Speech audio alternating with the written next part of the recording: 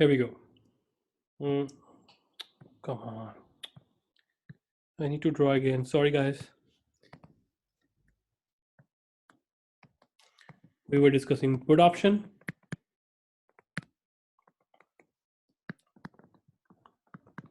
Right to sell.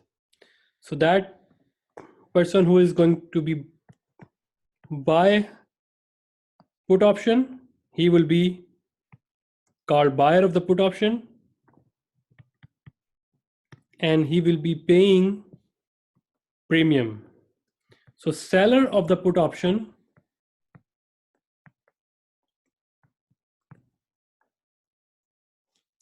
he will be receiving this put premium. And what is the logic of this put option?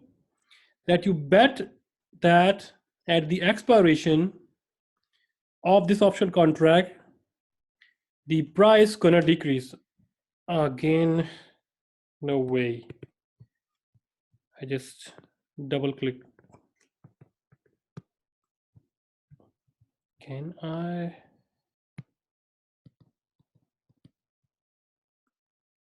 There we go. Sorry guys, I need to draw one more time. So put option,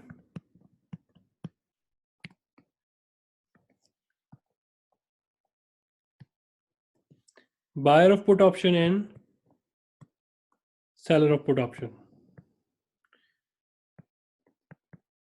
Seller of put option will receive the premium, buyer of put option will pay the premium. And put option means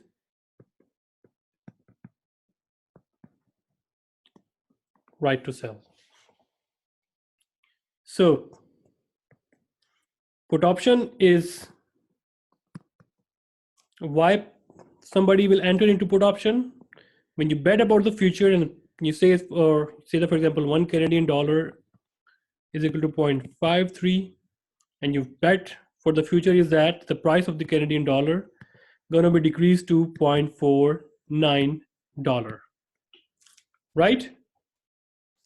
So if you have the Canadian dollar, and or if you will be receiving Canadian dollar after 60 days, so you'll be worried about that because you need to convert this Canadian dollar into dollar.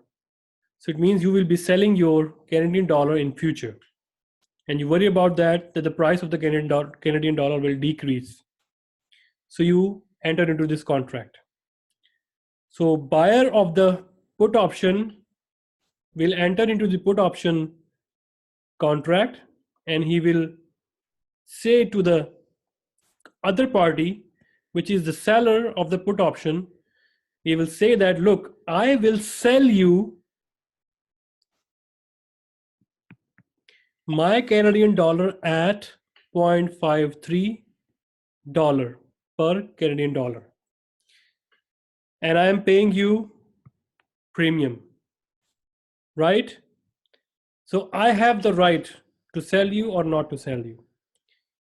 The buyer, the buyer has the right to sell you or not. The seller has obligation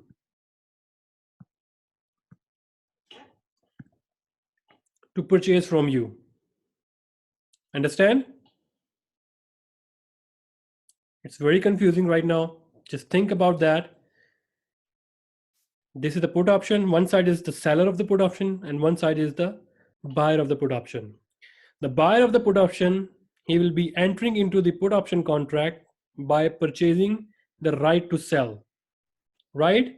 Seller of the put option will be entering into this contract and saying that, look, I will be I will be buying from you in exchange of receiving put premium.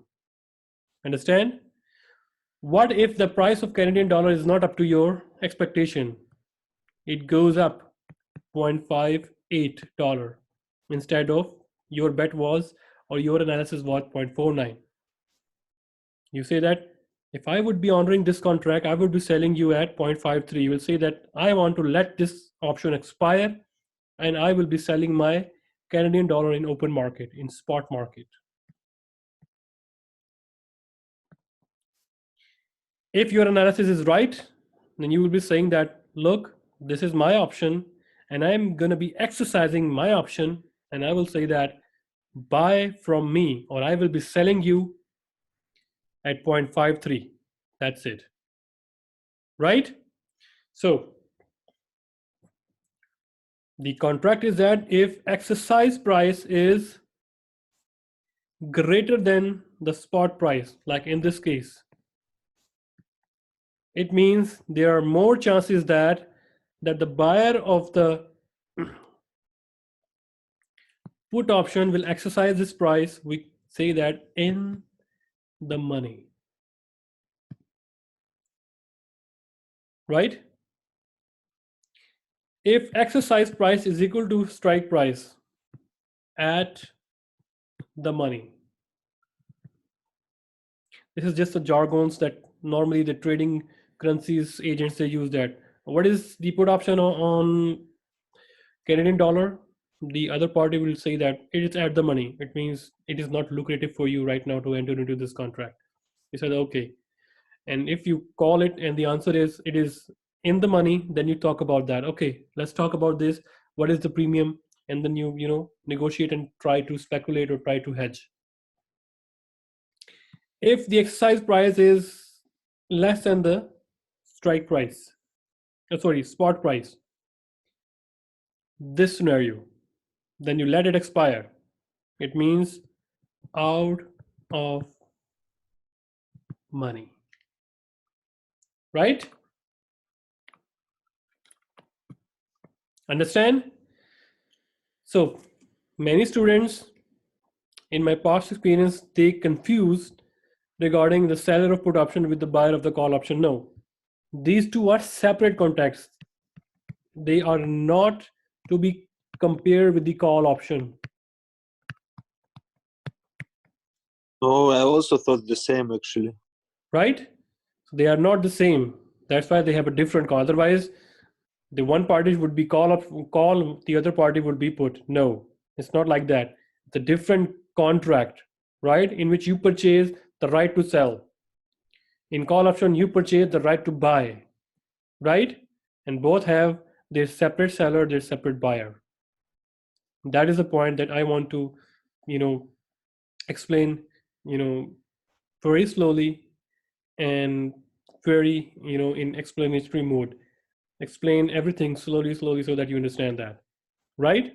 If question arises, do pay attention whether the question is about selling of or seller of the call of, oh, sorry, seller of the put option or buyer of the put option, right? And then you analyze that what is the profit, whether it is profitable for me, whether I'm having a loss or not, just like that.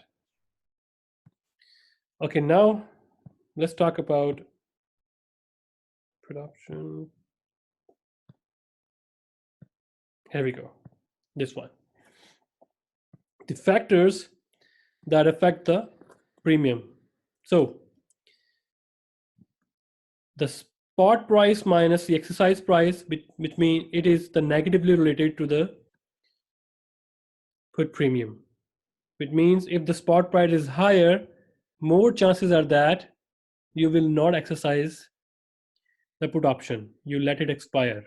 So that's why spot minus strike price, higher the value, it means lower the value of the put premium. The same with the call premium.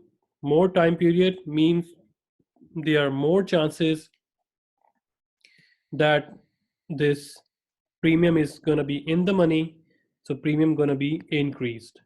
If volatility is higher, if uncertainty is high, then nobody knows whether the price going to be spot price going to be go up or go down. Nobody knows, or there is like an uncertainty. Then the price of the put premium or put option contract price going to be increased, right? In call, everything is positively related. In premium, only spot price minus exercise price is negatively related to put premium. This is what is written here. So you can just read it by yourself as well. So how we can use the put option contract to hedge or to minimize our risk. Let's talk about the example. Assume that Duluth Corporation has exported products to Canada and invoiced the products in Canadian. So it means they are receiving the Canadian dollar, they are selling the they're paying the Canadian dollar. It means they are receiving. So US company is receiving Canadian dollar. So what is their biggest risk? The price of Canadian dollar may decrease when we receive it. The price may decrease, right? So Duluth is concerned that the dollar, Canadian dollar, it is receiving will depreciate over time. To insulate itself or to protect itself against the possible depreciation or decrease in the value of Canadian dollar, Duluth purchases the Canadian dollar put option, right to sell, right? Understand? So which entitle it to sell the Canadian dollar at a specific strike price. So they minimize their risk of selling or converting their Canadian dollar into US dollar. So in a sense, what happened? Duluth locks in the minimum rate at which it can exchange the Canadian dollar for US dollar over a specific period of time. If the Canadian dollar appreciate over time, if the spot price appreciated, then what has the option to the Duluth? Duluth can let the option expire and sell the Canadian dollar it received at prevailing spot rate or in open market. Right?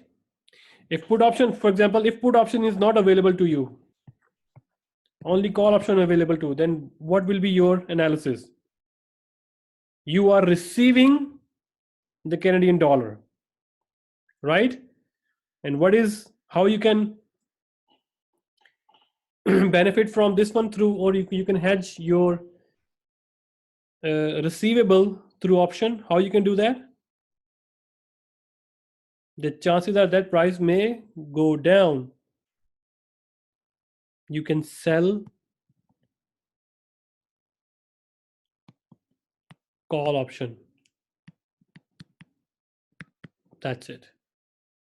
By selling the call option, you will be receiving some kind of you will be receiving the call premium, and the chances are that if the price goes down, the buyer will not buy from us. So we can compensate through this call option. We can add it to our, and we can minus it from the market price. Let me just give you the example here. To solve this with respect to both the put and the call. For example, here, put is equal to 0.03, call is equal to 0.03 as well. So you will be receiving 1 million Canadian dollar in 3 months, right? You will be receiving